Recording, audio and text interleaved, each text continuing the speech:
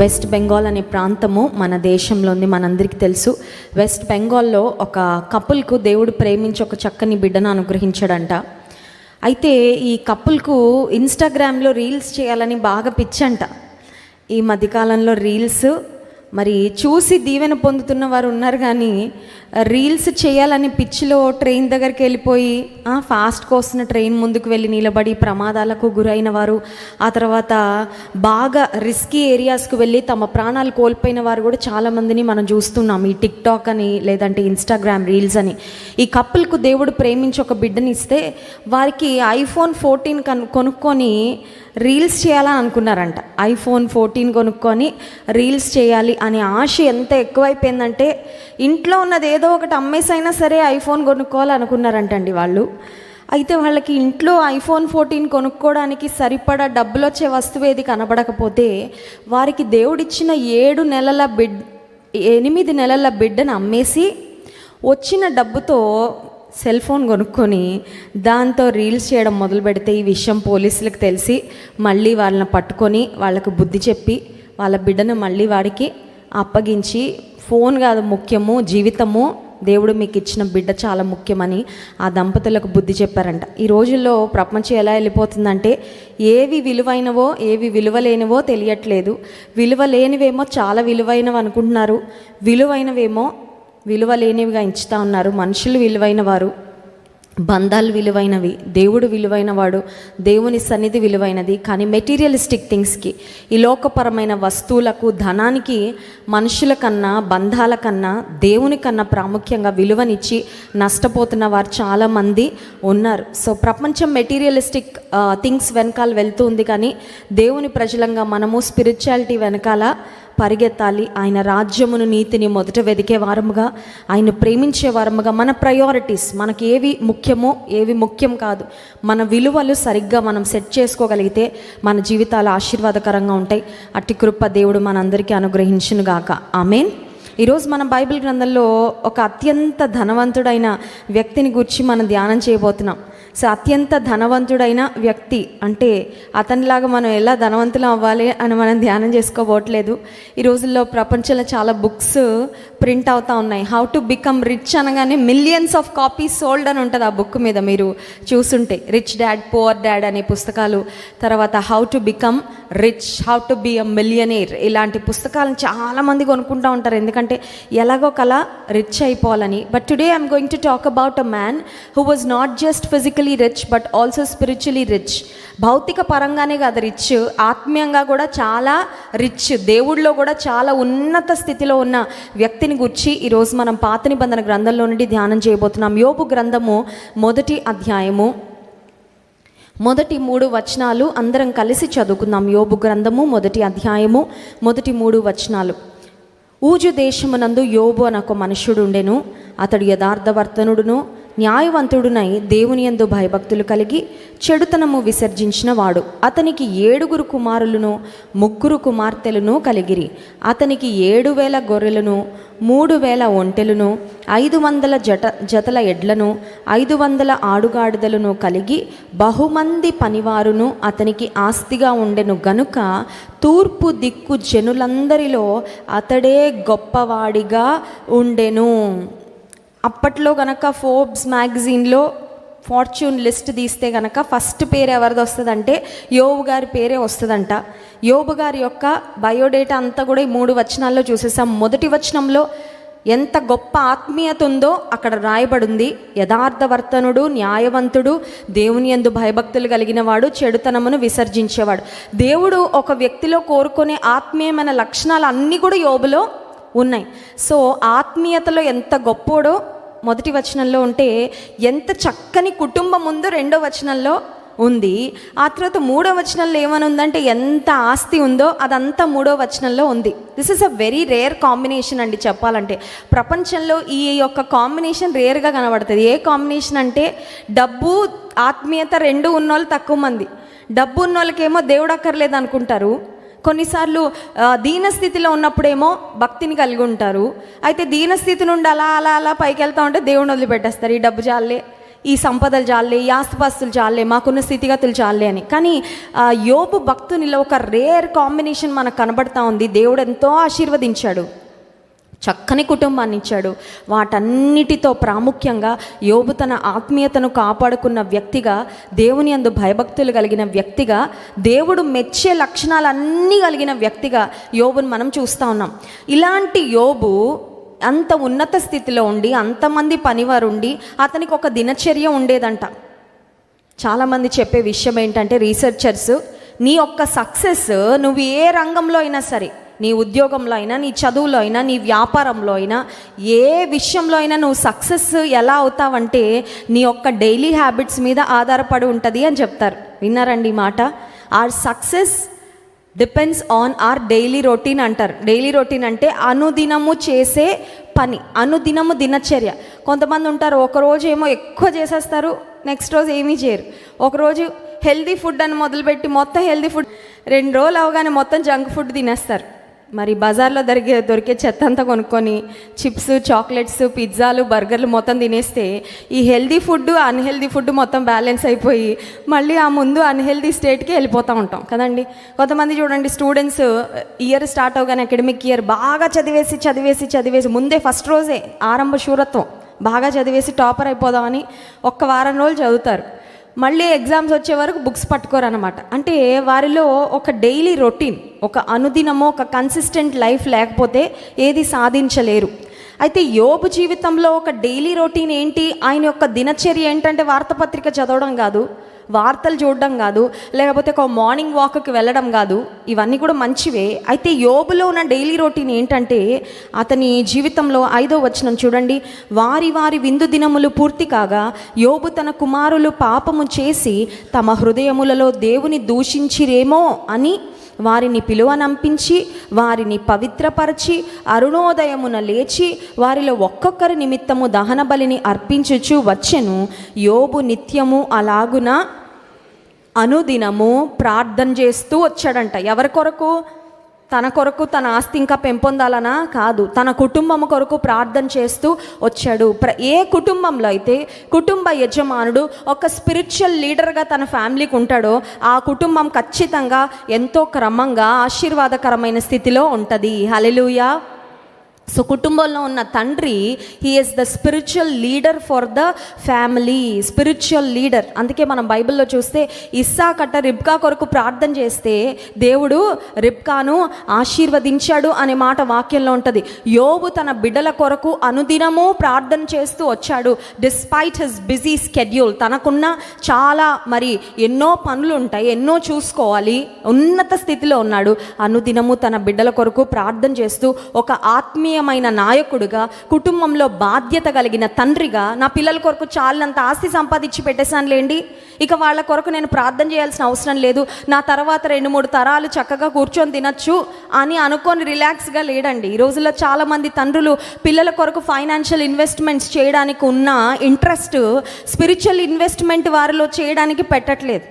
నీ బిడ్డలకి నువ్వు ఎంత ఆస్తి సమకూర్చి పెట్టినా ప్రియమైన తండ్రి, వారిలో ఆత్మీయత లేకపోతే, దేవుని విలువలు లేకపోతే, వాళ్ళు నువ్వు 10 సంవత్సరాలు, 20 సంవత్సరాలు, 30 సంవత్సరాలు చెమటగార్చి కష్టపడి సంపాదించిందంతా ఒక్క సంవత్సరంలో ఉఫ్ అంటారు. అర్థమవుతుందండి?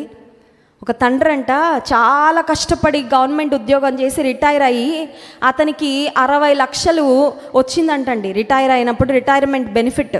ఒకరోజు కొడుకు అన్నాడంట తండ్రి దగ్గరకు వచ్చి, నాన్న అర్జెంట్ పని ఉంది నాన్న, ఒకసారి నీ ఆన్లైన్ బ్యాంకింగ్ డీటెయిల్స్ ఇవ్వని అడిగాడంట.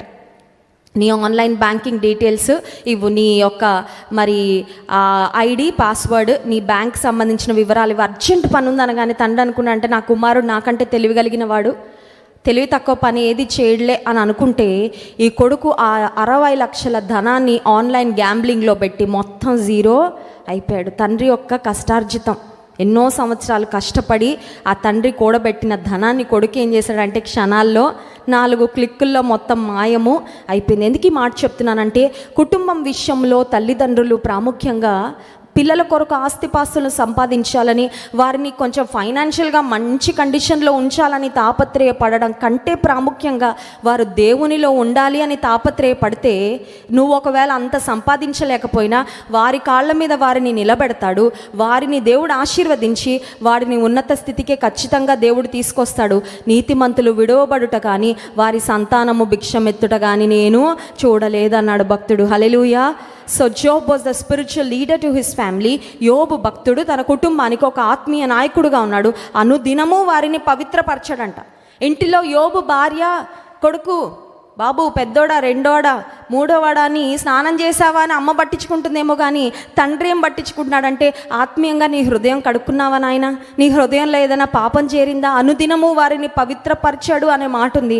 అంటే అర్థం ఏంటంటే, తండ్రి ఆ బిడ్డల యొక్క ఆత్మీయ జీవితాన్ని గూర్చిన ఒక పరిపూర్ణమైన శ్రద్ధను కలిగిన తండ్రిగా యోబు యొక్క జీవితాన్ని చూస్తున్నాం. యోబు యొక్క ఆత్మీయత ఎంత ఉన్నతంగా ఉందంటే అండి, దేవుడే అపవాది దగ్గర సవాల్ చేశాడు. ఏమనంటే, నీవు నా సేవకుడైన యోబును చూసావా? చూడండి, కొన్ని ఎడ్యుకేషనల్ ఇన్స్టిట్యూషన్స్లో నోటీస్ బోర్డులో వాళ్ళ టాపర్స్ ఫోటోలు పెడతా ఉంటారు.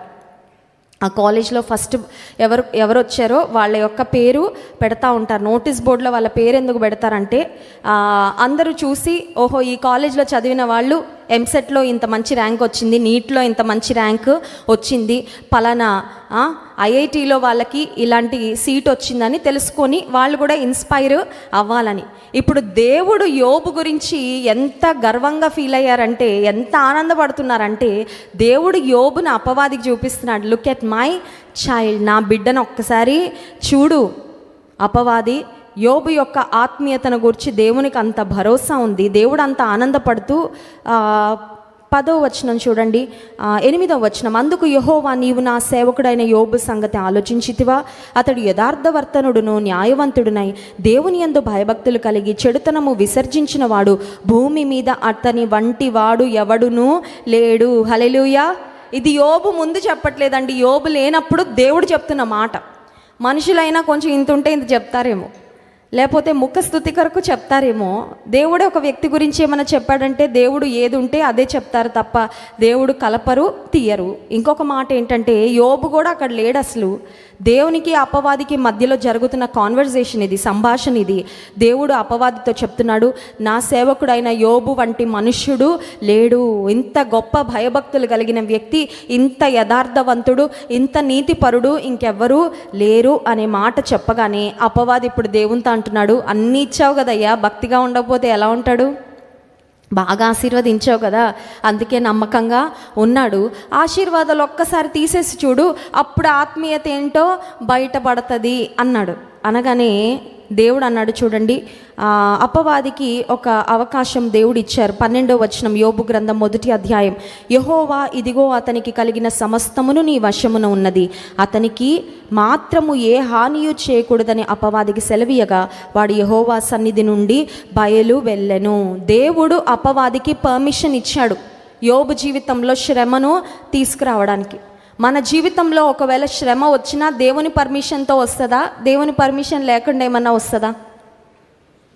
ఏది జరిగినా దేవుని అనుమతి లేకుండా మన జీవితంలో జరగదు. అలా అని కొన్ని ఉంటాయండి స్వయంకృత అపరాధాలు. కావాలని వెళ్ళి బిల్డింగ్ మీద నుంచి దూకితే అది దేవుడు పడేసినట్టు కాదు. కావాలని 120 స్పీడ్లో వెళ్ళి చెట్టుకు గుద్దుకుంటే అది దేవుడు చేసినది కాదు. మన బుద్ధి తక్కువతనంతో, మన తొందరపాటుతో, మన ఆవేశంతో చేసుకున్న పనులు. కానీ మన జీవితాలలో అకస్మాత్తుగా కొన్ని ఏమైనా జరిగినప్పుడు యాక్సిడెంటల్గా అయిపోయిందని అంటాం. యాక్సిడెంటల్గా ఏవి జరగవు, అన్నీ కూడా దేవుని యొక్క అనుమతితోనే, దేవుని గ్రహింపుతోనే. దేవునికి తెలుసు ఆయన ఏది మన జీవితంలో అలౌ చేస్తున్నాడు. What ever is going on దేవునికి తెలుసు. సో దేవుని అనుమతితో అపవాది మరి యోబు జీవితాన్ని శోధించటం ప్రారంభించాడు. యోబు జీవితంలో వచ్చిన దుస్థితి ఏంటంటే, ఇవన్నీ చూపించడానికి సమయం లేదు, కానీ అతనికి ఉన్న గొర్రెలు, గొడ్లు, ఒంటెలు, గాడిదలు అన్నీ ఒక్క రోజునో కోల్పోయాడు.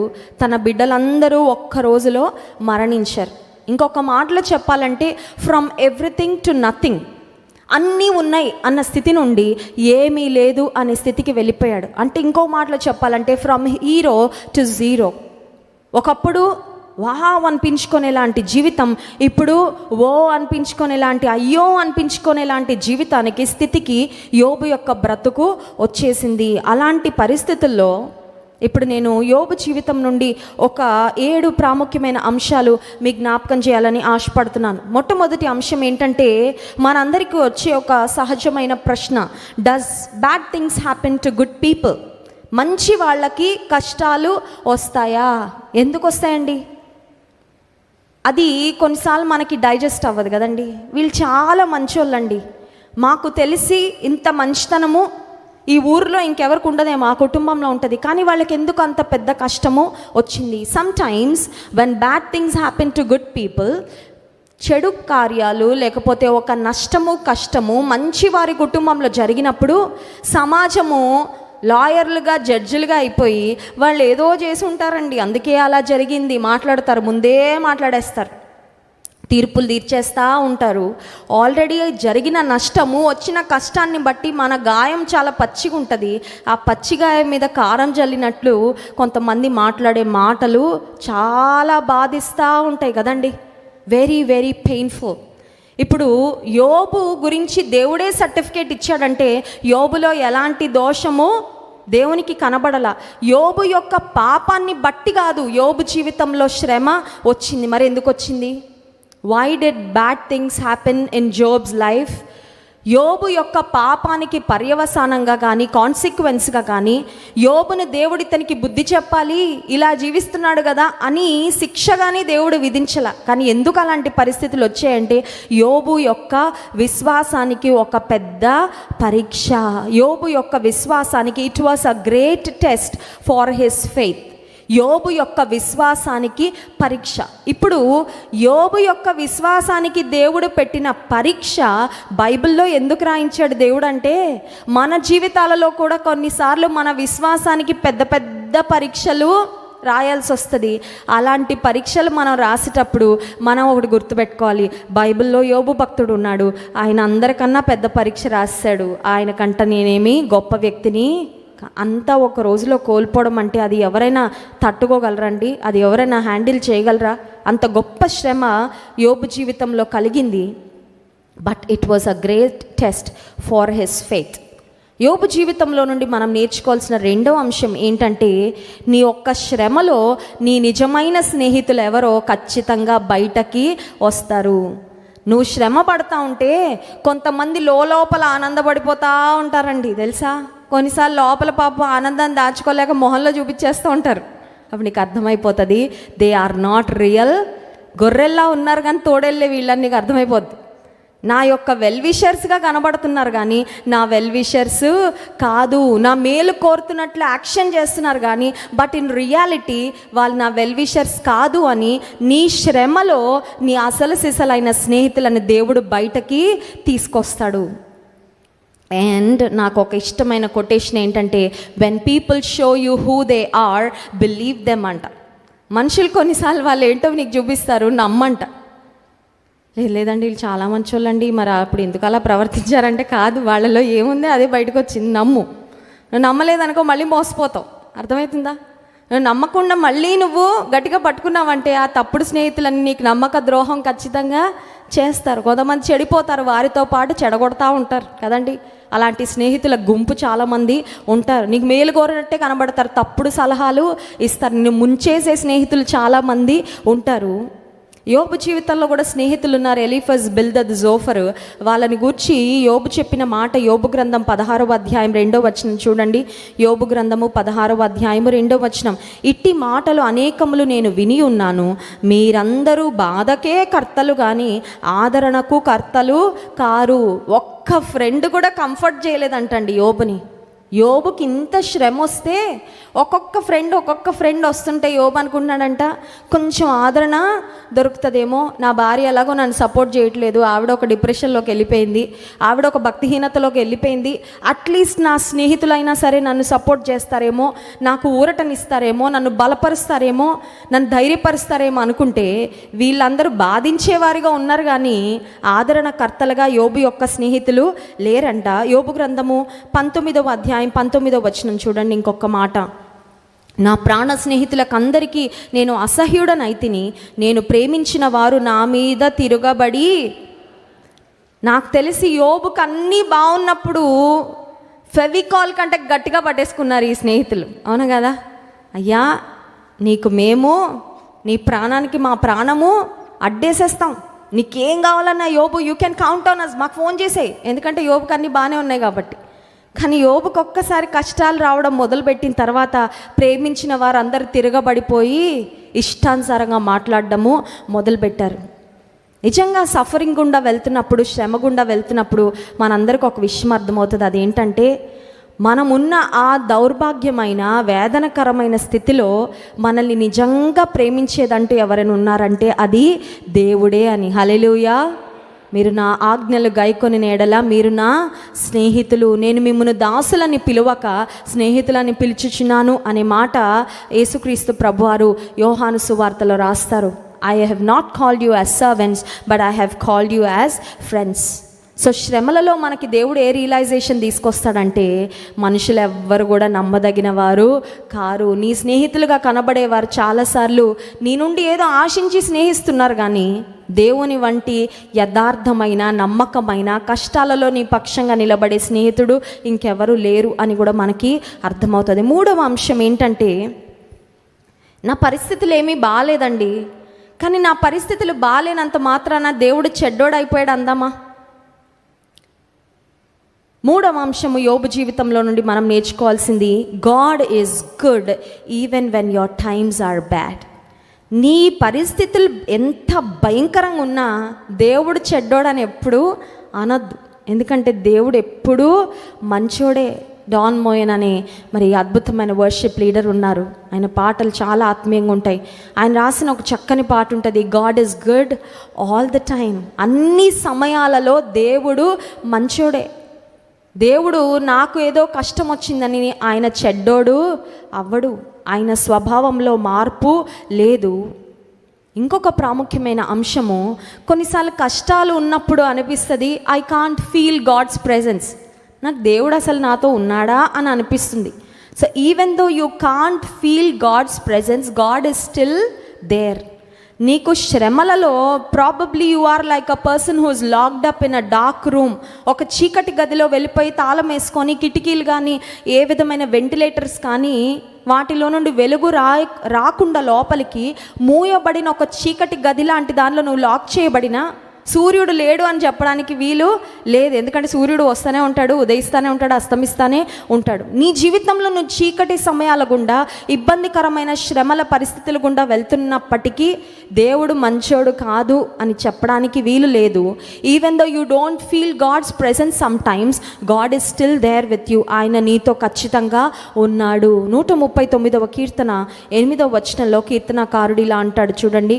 139వ కీర్తన 8వ వచనం, నేను ఆకాశమునకెక్కినను నీవక్కడనూ ఉన్నావు, నేను పాతాళమందు పండుకొనినను నీవక్కడనూ ఉన్నావు, నేను వేకువ రెక్కలు కట్టుకొని సముద్ర దిగంతములలో నివసించినను అక్కడనూ నీ చేయి నన్ను నడిపించును, నీ కుడి చేయి నన్ను పట్టుకొనును. హల్లెలూయా. ఆకాశంలో ఉంటాడా దేవుడు? ఎస్. ఫ్లైట్లో ఎగురుతున్నప్పుడు ఉంటాడా? ఎస్. భూమిలో ఒకవేళ సబ్మెరీన్లో వెళ్తున్నప్పుడు దేవుడు ఉంటాడా? టైటాన్ అనే ఒక సబ్మెరీన్లో కొంతమంది కుబేరులు వెళ్ళారు కదండి. టైటానిక్ యొక్క శకలాలు చూడడానికి, రిమైన్స్ చూడడానికి అని వెళ్ళారు. ఎవరిచ్చారో ఆలోచన తెలియదు, కానీ చాలా వెరీ బ్యాడ్ ఐడియా కదండి. డబ్బులు ఉన్నాయని ఎలా పడితే అలా ఖర్చు పెడతాను అనుకుంటే కొన్నిసార్లు ప్రాణాలకే ప్రమాదం. వెళ్ళారు. ఈ సబ్మెరీన్ లోపల వాటర్, అండర్ వాటర్ ఉన్న ప్రెషర్ తట్టుకోలేక బ్లాస్ట్ అయిపోయింది వాటర్ కింద. అందరు కూడా చాలా బ్రతుకుంది, చాలా జీవితం ఉంది. అర్ధాంతరంగా వారి జీవితాలను ముగించుకొని ఈ లోకాన్ని విడిచిపెట్టి వెళ్ళిపోయి, ఒకవేళ సబ్మెరీన్లో అంటే అలాంటి సబ్మెరీన్ కాదు, కొంతమంది ఆర్మీ వాళ్ళు మరి నేవీలో ఉండేవారు సబ్మెరీన్లో వారు ఉద్యోగం చేస్తుంటారు. శత్రు నౌకలు శత్రు నౌకలు అండర్ వాటర్ వచ్చేస్తూ ఉంటాయి మన దేశంలోకి. వాటిని చూడడానికి, వాటిని పర్యవేక్షించడానికి, వాటితో పోరాడడానికి కొంతమంది సబ్మెరీన్లో ఉండి ఉద్యోగం చేసేవారు ఉంటారు. ఆ కింద ఉద్యోగం చేస్తున్నప్పుడు కూడా భూమి కింద దేవుడు ఉంటాడా? దేవుడు చూస్తూ ఉంటాడా అంటే ఖచ్చితంగా దేవుడు ఉంటాడు. So God is good even when your times are bad. God is with you even though sometimes you don't feel him. కొన్నిసార్లు నువ్వు ఆయన ఉన్నాడని నీకు అనిపించకపోయినా నీతో ఉన్నాడని, ఆయన ఖచ్చితంగా ఉన్నాడు, ఆయన ఖచ్చితంగా చూస్తున్నాడు. యోబు జీవితంలో నుండి నేర్చుకునే 4వ అంశం ఏంటంటే, నిరాశకరమైన పరిస్థితుల్లో బిడ్డలందరినీ ఒక్క దినం కోల్పోయి, ఆస్తిపాస్తులన్నింటినీ ఒక్క దినమే కోల్పోయిన యోబు నిరీక్షణ మాత్రం విడిచిపెట్టలేదండి. అన్నీ కోల్పోయాడు, నిరీక్షణ విడిచిపెట్టలేదు. If there is one thing that keeps man alive, it is hope. మనిషిని బ్రతికింపజేసేదంటూ ఏదైనా ఉందంటే అది నిరీక్షణ, తెలుసా అండి?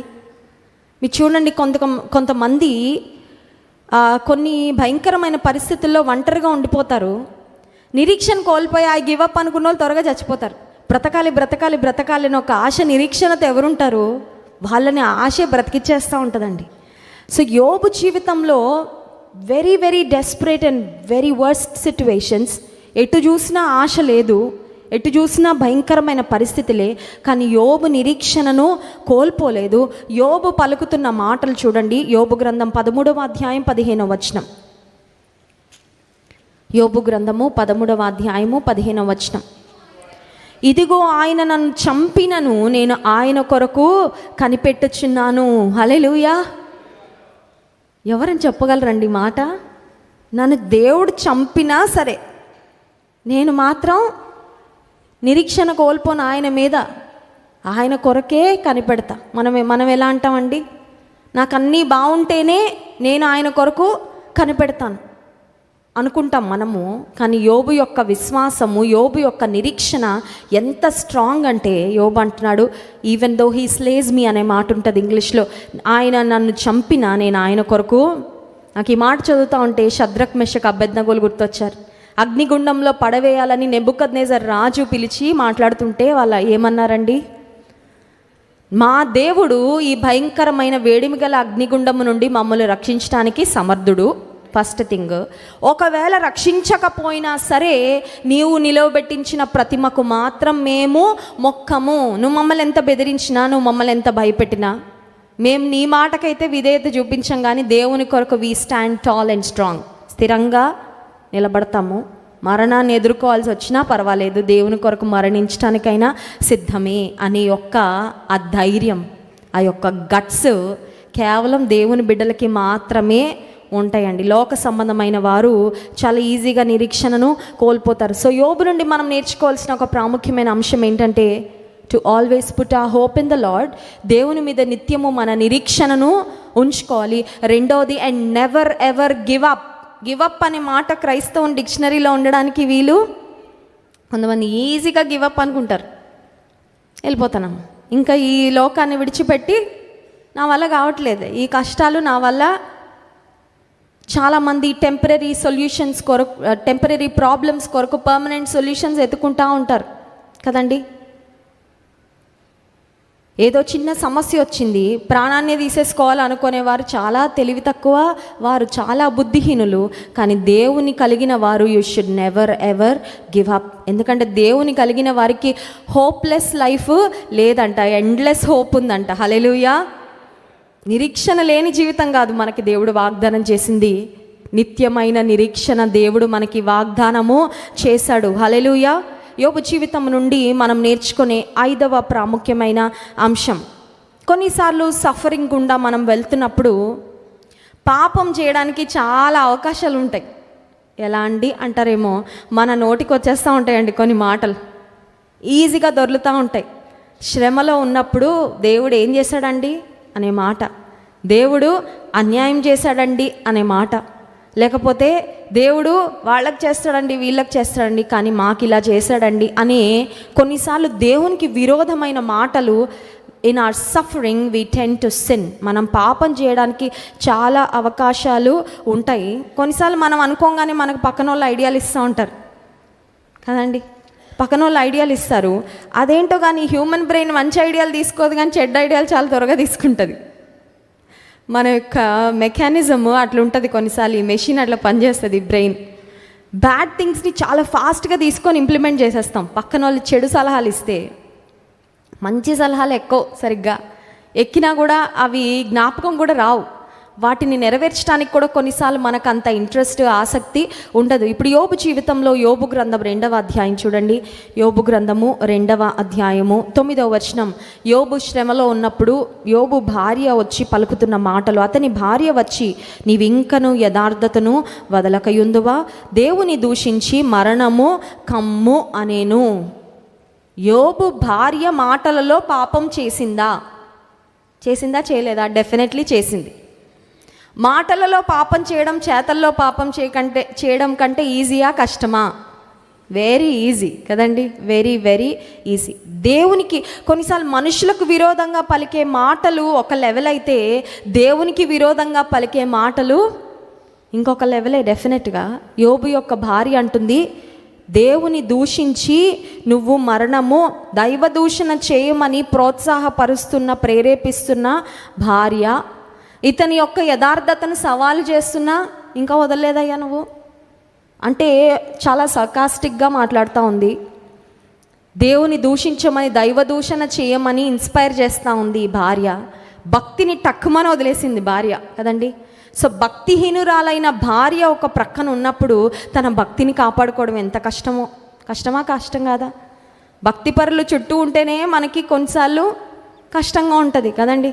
ఆత్మీయమైన సహవాసము సంఘము, దేవుని బిడ్డలని స్నేహితులుగా కలిగి ఉండండి అని మాట ఎందుకు దైవజనులు మాటికి చెప్తా ఉంటారంటే, దేవుని బిడ్డలను చూస్తే, దేవుని బిడ్డల సహవాసంలో ఉంటే చెడు అలవాట్లు, చెడు స్నేహాలు, చెడు పరిస్థితులు, రాంగ్ ఇన్ఫ్లుయెన్స్ మన మీద పడదని.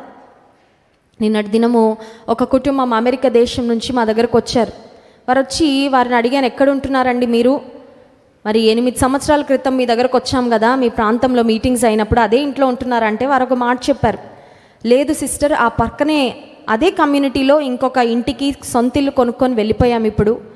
కానీ ఆ కమ్యూనిటీలో ఎక్కువ మంది దేవుని బిడ్డలు ఉన్నారు, ఎక్కువ మంది ఇండియన్స్ లేకపోయినప్పటికీ ఎక్కువ మంది దేవుని బిడ్డలు ఉన్నారు కాబట్టి అక్కడ ఉంటే మా పిల్లలు దైవికమైన వాతావరణంలో ఎదుగుతారని, లోక ప్రభావం వారి మీద ఉండదని మేము ఆ కమ్యూనిటీలో ఇల్లు తీసుకున్నామండి అని చెప్పినప్పుడు నేను చాలా సంతోషించానండి.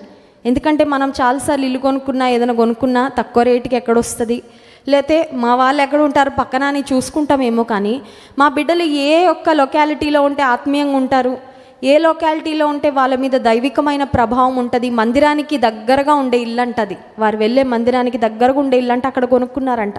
ఆ మాటలు చెప్పినప్పుడు నేను చాలా సంతోషించాను. యోబు యొక్క భార్య ఒక ప్రక్కన ఒక నెగటివ్ క్యారెక్టర్గా కనబడతా ఉంది, ఒక రాంగ్ ఇన్ఫ్లుయెన్స్ అతని మీద చేయడానికి ప్రయత్నం చేస్తూ ఉన్నప్పటికీ యోబు తన భార్య వలన కానీ, భార్య మాటల వలన కానీ ప్రభావితము చెందలేదు. So when we suffer, there's lot of chance to commit mistake and sin. నోటి ద్వారా అయినా సులభంగా పాపం చేయడానికి అవకాశం ఉంటుంది. కానీ యోబు వలె శ్రమలో కూడా యోబు అంట దేవుని గురించి ఒక్క మాట కూడా మాట్లాడలేదంటే. 10వ వచనం చూడండి. అందుకతడు, మూర్ఖురాలు మాట్లాడునట్లు నీవు మాట్లాడుచున్నావు, మనము దేవుని వలన మేలు అనుభవించుదమా, కీడును మనము అనుభవింప తగమా అనేను. ఈ సంగతులలో ఏ విషయమందును యోబు నోటి మాటలతో ఆయనను పాపము చేయలేదు. దేవుడు అది కూడా రాయించేశారండి. ఎందుకంటే అంత శ్రమలో నోటి మాటలతో అయినా దేవునికి విరోధంగా మాటలు దొరలడం చాలా సహజమేమో, కానీ ఆ ఛాన్స్ కూడా యోబు తీసుకోలేదు. యోబుకి నిజానికి ఆ పరిస్థితిలో కోపం దేవుని మీద రావాలి, కానీ దేవునికి విరోధంగా మాట్లాడుతున్న భార్య పైన కోపం వచ్చిందండి. హల్లెలూయా. కోపం అనే దేవుడు పెట్టిన ఎమోషనే, అది ఎప్పుడు ఎలా వాడాలో మనం తెలుసుకుంటే దాని వలన మనకి మేలు. కొంతమందికి మరీ ఏ కోపం రాకుండా ఏమీ పట్టించుకోకుండా ఉన్నారంటే వాళ్ళు కూడా నిష్ప్రయోజకులుగానే ఉంటారు. దైవికమైన విషయాలలో, క్రమశిక్షణ విషయంలో కొన్నిసార్లు కోపగించాలి అవసరమైతే. కుటుంబ యజమానునిగా లేకపోతే ఒక తల్లిగా నీ బిడ్డలపై నాకు హృదయం నిండా ప్రేమ ఉంది, నా బిడ్డను ఎప్పుడూ కొట్టలేదండి అంటే చెడిపోతారు. తల్లి కొట్టకపోతే తండ్రైనా కొట్టాలి, తండ్రి కొట్టకపోతే తల్లైనా కొట్టాలి. క్రమశిక్షణ చేయాలి. క్రమశిక్షణ చేయకపోతే పిల్లలు క్రమపరచబడరు. మొన్న మేము జూన్ నెలలో అమెరికా దేశం వెళ్ళినప్పుడు మా చిన్నమ్మాయి బాగా ఇబ్బంది పెడతా ఉంది. ఇబ్బంది పెడతా ఉంటే ఒక్క తన్ను దందాం అనుకున్నా నేను. ఒక్క దెబ్బ తగిలితే సెట్ అయిపోతుంది. కాకపోతే నాకు సడన్గా గుర్తొచ్చింది, అమెరికాలో పిల్లల్ని కొడితే పేరెంట్స్ని జైల్లో పడేస్తారు.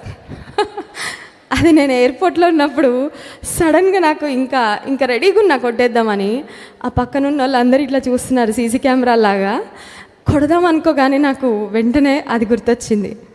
ఎందుకు అనవసరమైన ట్రబుల్ అని మళ్ళీ గట్టిగా గద్దించి ఆ తర్వాత మళ్ళీ పక్కకు తీసుకొచ్చి ఎవరు చూడనప్పుడు ఒక దెబ్బ కొట్టాను. ఎందుకు చెప్తున్నానంటే, అమెరికాలో అంట పిల్లలు ఎట్లా తయారైపోయారంటే, వాళ్ళ నానంట యవనస్తుడైన కొడుకు టీనేజ్ బాయ్ డ్రగ్స్కి బానిస అయిపోతే తండ్రి గద్దించాడని పోలీసులకు ఫోన్ చేసి మా నాన్న నన్ను ఇబ్బంది పెడుతున్నాడని వాళ్ళ నాన్నని జైల్లో వేయించాడంటండి.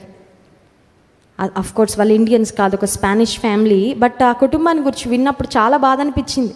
తండ్రి ఎందుకు కొట్టాడు? సరదాగా కొట్టాడా? పని లేక కొట్టాడా? కొడుకు బాగుపడాలనే కదా కొట్టింది. కానీ ఆ కొడుకు యొక్క దుర్బుద్ధి చూడండి, అక్కడున్న లాని ఎట్లా మిస్యూజ్ చేసుకున్నాడంటే వాళ్ళ నాన్నని జైల్లో కూర్చోబెట్టాడంట. దాదాపు 3 నెలలు ఎంత వాళ్ళ నాన్న జైల్లో ఉండప్పుడు వచ్చాడంట. ఇక తండ్రి ఏమనడు, ఏమనలేడు కూడా. వీడి ఇష్టానుసారంగా ఎంత బాగా చెడిపోవాలో అంత బాగా చెడిపోయి కుళ్ళిపోతాడు. అంతే కదండి, జీవితం ఏమవుతుందండి? చెడి కుళ్ళిపోద్ది. ఇంకెందుకు పనికిరాదు, సమాజానికి పనికిరారు, మరి ఎవరికి కూడా, కుటుంబానికి కూడా పనికిరాని స్థితిలోకి వెళ్ళిపోతూ ఉంటారు. యోబుకి కోపం వచ్చింది కానీ దేవుని మీద కాదు. దేవునికి విరోధంగా మాట్లాడుతున్న భార్య మీద కోపం వచ్చి అంటున్నాడు. మూర్ఖురాలు మాట్లాడినట్లు నువ్వు మాట్లాడుతున్నావేంటి? దేవుడు నుండి మేలేనా పొందుకోవాల్సింది? ఆశీర్వాదమేనా? శ్రమ కూడా దేవుడు ఒకవేళ అనుమతిస్తే లెట్ us టేక్ ఇట్. ఎంతో గ్రేస్ఫుల్గా ఆ పరిస్థితిని యాక్సెప్ట్ చేశాడు. 6వ అంశం దగ్గరకు వస్తున్నాను చూడండి. యోబు యొక్క శ్రమలో ఇంకా శ్రమంతా తీరిపోలేదు. యోబు యొక్క శ్రమలో దేవుడు యోబు యొక్క స్నేహితులతో మాట్లాడాడు. చూడండి, యోబు గ్రంథము 42వ అధ్యాయము 8వ వచనం. కాబట్టి 7 ఎడ్లను 7 పొట్టేళ్లను మీరు తీసుకొని నా సేవకుడైన యోబునొద్దకు పోయి మీ నిమిత్తము దహన బలి అర్పింపవలెను. అప్పుడు నా సేవకుడైన యోబు మీ నిమిత్తము ప్రార్థన చేయును. మీ అవివేకమును బట్టి మిమ్మును శిక్షింపకయుండునట్లు నేను అతనిని మాత్రం అంగీకరించేదను. ఏలైనగా నా సేవకుడైన యోబు పలికినట్లు మీరు నన్ను గూర్చి యుక్తమైనది పలుకలేదు. యోబు దేవుని గూర్చి ఎంత జాగ్రత్తగా మాట్లాడాడో, దేవునికి అంగీకారయోగ్యంగా ఎంత మంచిగా మాట్లాడాడో అది దేవుడు నోట్ చేసుకున్నాడా లేదా? యోబు గ్రంథం 2వ అధ్యాయంలో ఉందండి. యోబుకు తన భార్యకు మధ్యలో జరిగిన సంభాషణ. యోబు అంటాడు, ఆ శ్రమలో యెహోవా ఇచ్చెను, యెహోవా తీసుకొని పోయెను, యెహోవా నామమునకే స్తుతి కలుగును గాక. దేవుని స్తుతించాడు తప్ప నిందించలేదు, దేవుని గురించి తప్పుగా మాట్లాడలేదు. అలా ఉండడం చాలా కష్టము. యోబు యొక్క సెల్ఫ్ కంట్రోల్ అది దేవుడు గమనించి ఇక్కడ దేవుడు యోబుని మెచ్చుకుంటున్నాడండి. దాదాపు 40 అధ్యాయాల తర్వాత అంటే ఎంతో కాలము గడిచింది. కానీ దేవుడు అంటున్నాడు, నా సేవకుడైన యోబు నా గురించి యుక్తముగా మాట్లాడాడు. అందుకే మలాకి గ్రంథం 3వ అధ్యాయంలో ఉంటుంది, యెహోవా యందు భయభక్తులు కలిగిన వారు మాట్లాడుకొని చుండగా ఆయన చెవియొగ్గి వింటాడంట, ఆలకిస్తాడు. ఆయన జ్ఞాపకార్థ గ్రంథంలో వ్రాయబడతాయి. మన యొక్క సంభాషణలు కంట్రోల్ తప్పడానికి వీలు. సెల్ ఫోన్ వచ్చాక అన్ని దాదాపు కంట్రోల్ తప్పిపోతూ ఉన్నాయి కదండి. సెల్ ఫోన్లో ఖండాలు దాటేస్తూ ఉంటాయి మ్యాటర్లు, అనవసరమైన మాటలు, అనవసరమైన. భర్తలు ఇద్దరు ఉద్యోగానికి వెళ్ళగానే సిస్టర్ గారులు ఇద్దరు ఫోన్ వేసుకొని కూర్చుంటారు ఎప్పటిదాకా, లంచ్ టైం దాకా. వాళ్ళకి టిఫిన్ ఏంటంటే కబుర్లే, వాళ్ళ గురించి వీళ్ళ గురించి మాట్లాడు. ఎందుకమ్మా? అది నువ్వు మోకాళ్ళ మీద పడి దేవుని సన్నిధిలో ప్రార్థన చేస్తే ఆ టైం నువ్వు అలా యూటిలైజ్ చేసుకుంటే నీ కుటుంబానికి ఎంత దీవెన, ఎంత ఆశీర్వాదం. వ్యర్థమైన కబుర్లు చెప్పుకొని దేవునికి విరోధమైన మాటలు మాట్లాడి, ఇతరులకు విరోధమైన మాటలు మాట్లాడి నీ మనసు, నీ ఆత్మీయతను పాడు చేసుకుంటున్నావు కదా. యోబు దేవుని గురించి యుక్తంగా మాట్లాడే మాటలు దేవుడు జ్ఞాపకం పెట్టుకున్నాడు. దేవుడు మళ్ళీ మెన్షన్ చేస్తున్నారు. అంత మాత్రమే కాదు, దేవుడు యోబు స్నేహితులతో అన్న మాట ఏంటంటే, దేవుడు అన్న మాట, మీ కొరకు యోబు ప్రార్థన చేస్తేనే నేను అంగీకరిస్తాను అన్నారండి దేవుడు. మీ కొరకు యోబు ప్రార్థన చేస్తే నేను అంగీకరిస్తాను. ఇప్పుడు యోబు స్నేహితులు యోబు దగ్గరికి రాగానే యోబు అనొచ్చు, నాకే కష్టం వచ్చింది, నాకే బాధ వచ్చింది, నా కొరకే నేను ప్రార్థన చేసుకోలేకపోతున్నాను, ఇప్పుడు మీ కొరకు ప్రార్థన చేయాలా అనొచ్చు కదండి. అవునా కదా? కొన్నిసార్లు మన కొరకే అందరూ ప్రేయర్ చేయాలనుకుంటాము కష్టం వస్తే. కానీ నీ కష్టంలో కూడా దేవుడు నిన్ను ఎవరి కొరకైనా ప్రార్థన చేయమని ప్రేరేపిస్తే నువ్వు ప్రార్థన చేసే వ్యక్తిగా నాకే ఉందండి కష్టము, కానీ వాళ్ళెవరో వాళ్ళ కష్టం కొరకు ప్రేయర్ చేయమంటున్నారు. Should I still do that? Yes. So యోబు జీవితం నుండి మనం నేర్చుకునే 6వ అంశము, తనకు శ్రమ ఉన్నా, తనకు నొప్పి ఉన్నా, వేదన ఉన్నా, తన స్నేహితుల కొరకు యోబు ప్రార్థన చేశాడు. హల్లెలూయా. సో మనకు అన్నీ బాగున్నప్పుడే కాదు మనం ప్రార్థన చేయాల్సింది. కొన్నిసార్లు నీకు లేనిది ఇంకొకరికి ఇవ్వమని ప్రార్థన చేయాల్సి రావచ్చు. ఎప్పుడైనా చేశారండి అది? నాకు లేనిది ఎవరికి ఉండకూడదండి కదండి. కొంతమందికి ఆలోచన ఉంటుంది, నాకు లేనిది ఎవరికి ఉండకూడదు, అందుకని నాకు లేని ఆశీర్వాదం ఇంకొకరికి రావాలని నేను ప్రార్థన చేయను. నో, అది దేవుని బిడ్డల మనసు కాదు. నీకు ఇచ్చిన ఆశీర్వాదం నీకు ఇస్తాడు. నీకు ఇచ్చిన ఆశీర్వాదాన్ని ఆయన ఎట్లా దాన్ని గణపరచాలో దేవునికి తెలుసు. నీకు లేనిది ఇంకొకరికి ఇవ్వాలి అనే ప్రార్థన చేయాలనే మనసు వస్తే హృదయపూర్వకంగా చేయి. Bless them whole heartedly. నువ్వు చేసిన ప్రార్థనను బట్టి వారికే కాదు, నీకు కూడా దీవెన కలుగుతుంది. హల్లెలూయా. ఏం పర్వాలే, నువ్వు ఇతరుల కొరకు ప్రార్థన చేయడం వల్ల నీ ఆశీర్వాదం తగ్గిపోదు, పెరుగుతుంది. హల్లెలూయా. కొంతమంది అనుకుంటారు ఇతరుల కొరకు చేసి నా దగ్గర ఉన్నదంతా పోతుందేం. పోదండి. యోబు తన స్నేహితుల కొరకు ప్రార్థన చేసినప్పుడంట దేవుడు యోబును 2 ఆశీర్వదించాడు. 10వ వచనం, మరియు యోబు తన స్నేహితుల నిమిత్తం ప్రార్థన చేసినప్పుడు, యోబు గ్రంథం 42:10వ వచనం, యెహోవా అతని క్షేమస్థితిని మరలా అతనికి దయచేసెను, మరియు యోబునకు పూర్వము కలిగిన దానికంటే 2 అధికముగా యెహోవా అతనికి దయచేసెను. సో యోబు తన స్నేహితుల కొరకు ప్రార్థించిన తరువాత యోబుకు దేవుడు గొప్ప ఆశీర్వాదాలు ఇచ్చాడు. హల్లెలూయా. సో ఇతరుల మంచి కోరుకోవాలా దేవుని బిడ్డలు? డెఫినెట్లీ. మన కష్టంలో ఉన్నప్పుడు కూడా ఇతరుల ఆనందంగా ఉండాలని కోరుకోవాలా? ఖచ్చితంగా. మనకి కొన్ని ఆశీర్వాదాలు లేనప్పటికీ వారి కొరకు దేవుడు ఆశీర్వదించాలని కోరుకోవాలా? కోరుకోవాలి. దేవుని బిడ్డల యొక్క మనసు అది. ఇతరుల కొరకు హృదయపూర్వకంగా నువ్వు ప్రార్థన చేస్తే నీ ప్రార్థన దేవుడు వారి పక్షంగా అంగీకరించి వారికి మేలు చేస్తాడు. నీకు కూడా ఖచ్చితంగా దేవుడు మేలు చేస్తాడు. ఆఖరి అంశం నేను చెప్పి ముగిస్తాను. యోబు జీవితంలో యోబు అనగానే ఫస్ట్ మనకు గుర్తొచ్చేది గొప్ప శ్రమ, రెండవది మనకు గుర్తొచ్చేది 2 దీవెన కదండి. మిగతా ఏమి చదివినా చదవకపోయినా, ఏం గుర్తుండకపోయినా ఎవరైనా సరే యోబు అనగానే చాలా శ్రమలు వచ్చాయి అంటారు. రెండవది 2 ఆశీర్వాదం. ఇప్పుడు యోబు జీవితంలో 2 ఆశీర్వాదం ఎందుకు వచ్చింది? డబల్ అంటే చిన్న విషయం కాదండి. డబల్ అనగానే చిన్న విషయం కాదు. 2 ఆశీర్వాదం ఎందుకు వచ్చింది యోబు జీవితంలో అంటే, శ్రమ వచ్చినప్పుడు దేవుని యోబు పట్టుకున్న విధానమే. Job's faithfulness in his suffering has brought him double blessing. శ్రమ వచ్చినప్పుడు, నీ విశ్వాసం పరీక్షించబడినప్పుడు, నువ్వెంత నమ్మకంగా ప్రభు కొరకు ఉండి నీ నోటిని ఎంత అదుపులో పెట్టుకొని ఎంత చక్కగా అంతకు ముందు ఉన్నట్లే నీ యథార్థతను నువ్వు కాపాడుకుంటూ దేవుని ఎదుట యథార్థవంతుడిగా నీతిమంతుడిగా జీవిస్తావో దాన్ని బట్టి ఈ శ్రమ ఒకరోజు వెళ్ళిపోద్ది. శ్రమ అంతా ఎలా అయిపోద్దంటే ఒక కలలాగా అనిపించే రోజు ఒకటి వస్తుంది. ఎంతమందికి కావాలండి? ఒకసారి ఆమెన్ చెప్దాం. ఆమెన్ అనుకుంటాం కదా. ఈ శ్రమలు ఎప్పుడు పోతాయండి? ఈ శ్రమలు కష్టాలు ఎల్లకాలము ఉండేలాగా ఉన్నాయి అనిపించవచ్చు, కానీ ఈ శ్రమను ఒక కళగా దేవుడు మార్చే రోజు ఒకటి వస్తుంది. అప్పుడు నువ్వు దాని గురించి ఒక హిస్టరీ లాగా చెప్తా ఉంటావు, చరిత్రలాగా. ఒకప్పుడు అండి అలా అండి, కానీ నాట్ ఎనీమోర్. నువ్వు ఒకవేళ నీ శ్రమ గురించి చెప్తే ఎవరు నమ్మలేరేమో. నీకు జరిగిందా? నువ్వున్నావా ఆ పరిస్థితిలో? ఐ క్యాన్ బిలీవ్ అనే స్థితికి దేవుడు తెస్తాడు. కానీ 2 ఆశీర్వాదం ఎవరికి వస్తుంది, ఎప్పుడు వస్తుంది అంటే, శ్రమలో దేవుని కొరకు నమ్మకంగా నీ శ్రమ దినమే లేదా నీ శ్రమ సమయమే నీ పరీక్ష సమయం అని ఎప్పుడు దేవుడు. అందుకే కొన్నిసార్లు దేవుడు శ్రమలను అనుమతించి మన యొక్క విశ్వాసాన్ని పరీక్షిస్తూ ఉంటాడు. వీరు ఎలా నిలబడతారు నా కొరకు? ఈ శ్రమలో కూడా నన్ను విడిచిపెట్టకుండా ఉంటారా? ఈ శ్రమలో కూడా నన్ను నిందించకుండా ఉంటారా? ఈ శ్రమను చూసి నన్ను విసర్జిస్తారా? లేదా శ్రమలో కూడా నా కొరకు నమ్మకంగా నిలబడతారా? భక్తుడు అంటాడు, శ్రమనుంది ఉండుట నాకు మేలు. శ్రమలలో దేవుడు మనల్ని చాలా మలుస్తాడండి. ఆశీర్వాదాలలో మలచబడని విధంగా శ్రమలలో మనము మలచబడతాము. శ్రమల తరువాత నమ్మకంగా జీవించినప్పుడు దేవుడు 2 ఆశీర్వాదాన్ని ఇస్తాడు. అట్టి కృప దేవుడు మనకు అనుగ్రహించును గాక. ఆమెన్.